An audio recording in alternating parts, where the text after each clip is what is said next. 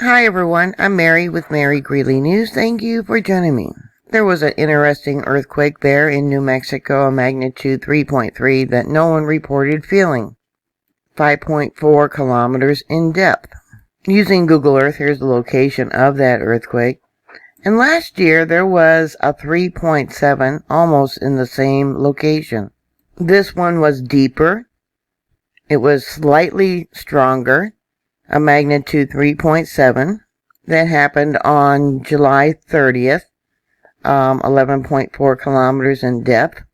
So that would be a little more than 7 miles in depth. And you know, the deeper the earthquake, the less likely people are to report feeling them. Less damage. Now this 3.3 was 5.4 kilometers in depth, much shallower, which is only about 3 miles in depth, yet this 3.7, which was at least 2 miles deeper, 307 people reportedly felt this earthquake and reported it. So I am sure this 3.3 was also felt, but no one took the time in reporting it. These earthquakes occurred in an area considered the Yavapai Orogeny. This is where plate tectonics moved around, the continents moved, and became what they are now, how we view our continents. So here we have the band of the Yavapai Orogeny where it sits today. And many of you are probably familiar with the Wyoming Craton and Yellowstone and the different continents we've talked about. But we're going to talk about this right here. Because as these continents slid around, to the northeast, we have this volcanic field. It's called the Raton-Clayton Volcanic Field. See that? I did not know about this until today. It extends from Colorado, Trinidad, Raton, New Mexico, and all the way over here to Clayton, New Mexico, and Don Carlos Hills.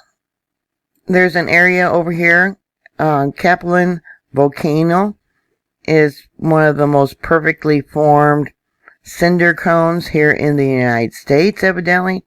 They made it into a national monument. Originally, they thought this area was a hot spot, much like the hot spot of Yellowstone.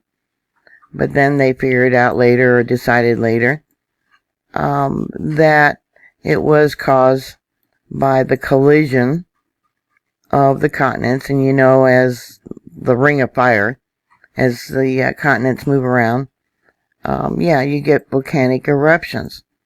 And I thought that was interesting because it's within this strip, this arch, as they call it, much like the failed rift systems that I've talked about before, that have recently become reactivated, and at least in my opinion, it seems like that.